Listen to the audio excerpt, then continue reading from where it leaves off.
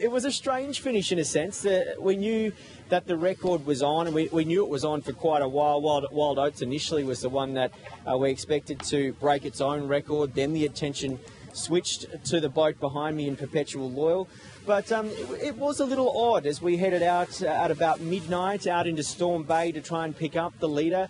And there was just that green light flashing on the top of the mast. So as the mist started to roll in, northeasterlies just kicking things up a little at about 15 to 25 knots in the bay. And it was choppy heading out to find the boat. And by the time we found it, they were all sitting on the rail enjoying the ride as they started to make the turn around the Iron Pot, which is the last marker really in the Great Ocean Race when they turn and come up the Derwent River. So from there, pretty smooth travelling for that final passage for the crew. And considering it was night time, in the middle of the night on the Derwent, there was still quite a bit of wind around. And as Patrick will attest to, usually at night time in Hobart along the Derwent River, it can completely shut down. So in regards to that race record, the final conditions as well as what they had down the east coast of Australia definitely played a big part in the time that they came home in.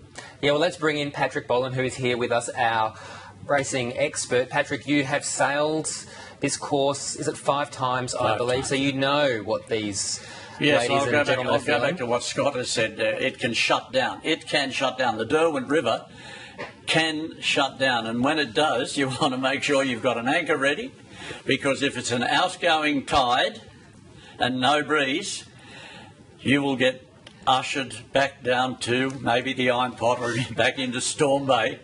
You don't want that to happen. The rule says, yes, you can put an anchor down to stop you from moving.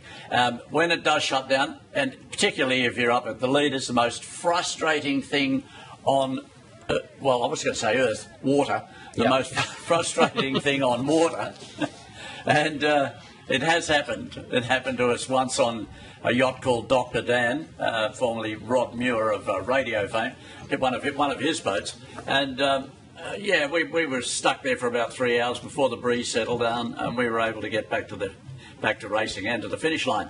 Now, let's look at this race again for Perpetual Loyal. Arriving at that hour in the morning, I don't know if they'd have been sitting on the rail enjoying it, Scott. I'm coming back to sitting on the rail, shivering maybe, but the wet weather gear that they wear today is certainly far better than what we wore back in the 80s and the 90s.